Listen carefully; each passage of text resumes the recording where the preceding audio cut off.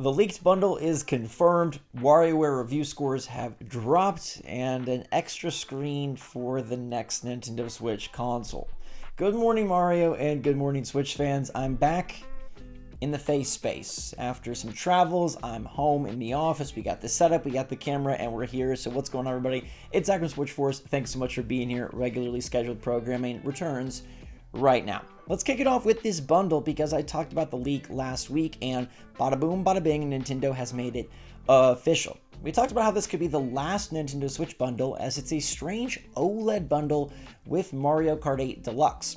This leaked out as a OLED with the neon Joy-Con, but instead it's an OLED with the white Joy-Con, but it still has the 3-month Nintendo Switch Online subscription, and it still has Mario Kart 8 Deluxe as a download code, and it's dropping on November 24th. So a very, very late in the year bundle coming out right in time for final holiday shopping, and it's Nintendo's, I think, last push of this current lineup of Switch. They're going to make a big heavy push with their Switch Lite and Animal Crossing bundle, their OG Switch bundles, and now an OLED bundle to really clear things off store shelves. Otherwise, why drop a late, almost December bundle with a regular Nintendo Switch, OLED, and Mario Kart? Give me another reason. I can't think of one. It's got to be to clear stock off store shelves. And also to promote Mario Kart 8 Final DLC. Wave 6 is coming November 9th. It's been officially announced, confirmed, and we are kaputs with Mario Kart DLC after this. From here on out, nothing new, although this 6th wave has a bunch. Obviously, it has new characters, new courses, 17 new Mii racing suits, including Toad, Cheep Cheep, and Daisy, as well as a jukebox that lets you listen to courses' musics whenever you want. Now, we do have Diddy Kong and Peachette in the medium class, Funky Kong and Pauline in the heavy class, and we are getting a bunch of new courses as you see on your screen. This looks to be another fun pack. I really, really like me some DK Mountain from Double Dash, and this closes the book, in theory, on Mario Kart 8.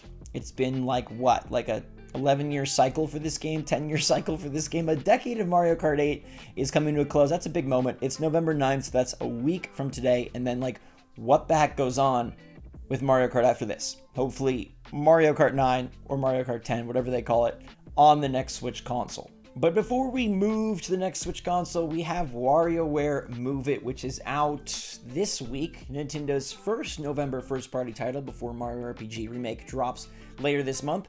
And it looks like it's doing pretty darn well. WarioWare Move It is the much more physically demanding WarioWare, whereas Get It Together was an interesting co-op, more traditional WarioWare, or at least more like the non-moving WarioWare. They've done motion-controlled WarioWare before, and this one comes in with a 75. It seems like people are really liking it, and they're saying it's very, very strange.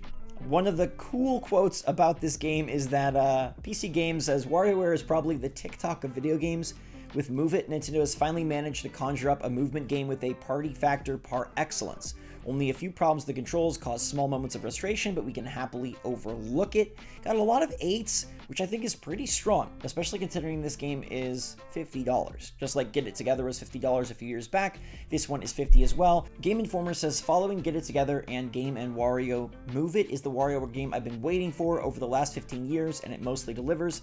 The motion-controlled madness gives you plenty of fun and novel experiences, even if a few stinkers are in the mix, and many of the reviews touted how there are just so many different modes, so many different styles of play, and so many strange things that you'll be doing with the Joy-Con. It sounds like Stinky Horse, except good. It sounds like 1-2 Switch, except really fun. Like, it's got the weirdness and the quirkiness and the movement, but like they actually put together a nice package of the game, and if you're more in sort of the get up and shake it fandom of Wario, then this one is for you. Also, the guy who does Mario in Mario Wonder is the voice, Kevin Afghani.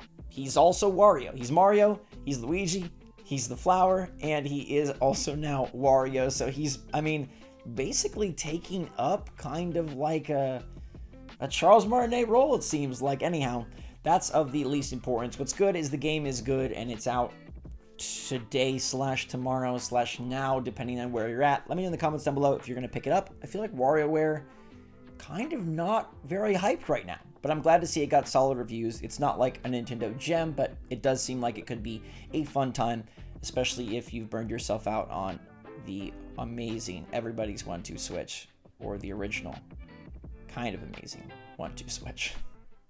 What if Nintendo decided to take the Switch 2 and really double it up? And by double it up, I mean 2 screens, because this strange patent has been flowing around from Nintendo of a dual-screened device. It has 2 screens, but when folded, there's another screen on the outside.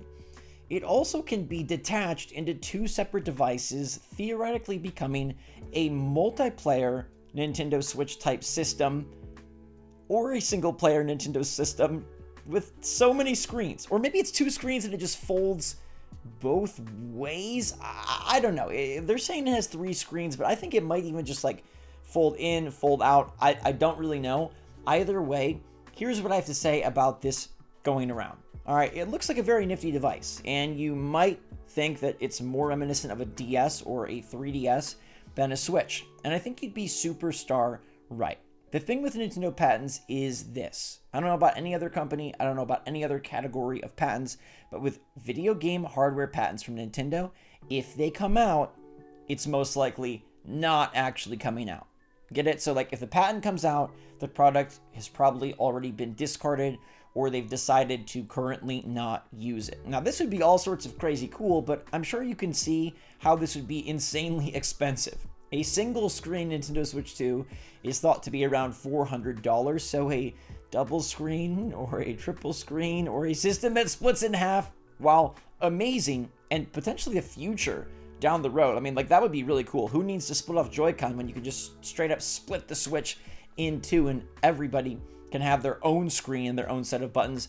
This looks like some sort of Frankenstein's monster device that Nintendo decided to throw a patent in for in case they could make it work, and then once they actually tried it out, they were like, okay, this would be insanely expensive, kind of crazy, and maybe not all that functional and fun.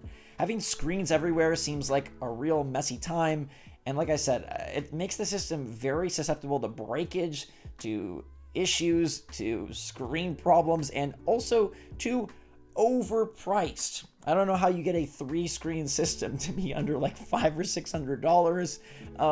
I don't personally want this. I think it has like a cool idea, but the most important thing for you to take is like, if you see this out there, this is 99.9% not happening, because as I mentioned before, we have plenty of evidence of Nintendo releasing patents that have crazy ideas or interesting ideas, and then they never see the light of day. Obviously, some Nintendo patents will end up becoming legit because they have to patent technology that they use in their products, but if it's released before the product, Nintendo ain't no dummy. They're not going to come out here and give you the patent and then a year later say, hey, here's the system. And I truly believe, and I think everybody who's got, stake in the game and who have smarts when it comes to these leaks and rumors and predicting would say Nintendo Switch 2 is going to look very, very, very, very much like Nintendo Switch 1. Nintendo is all about the family of systems. They want to keep it in line, and while it may have a more higher-end look, maybe it has higher-end materials in some ways, I think it's going to seem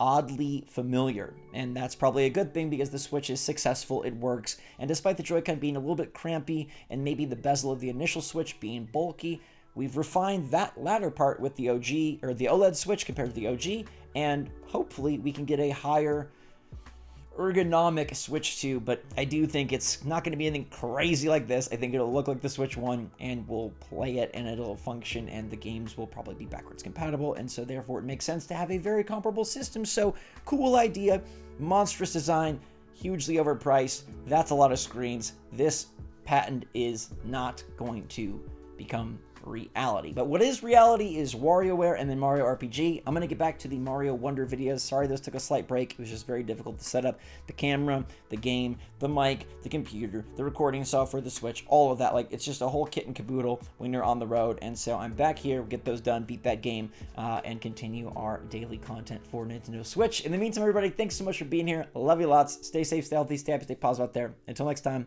SwitchForce out.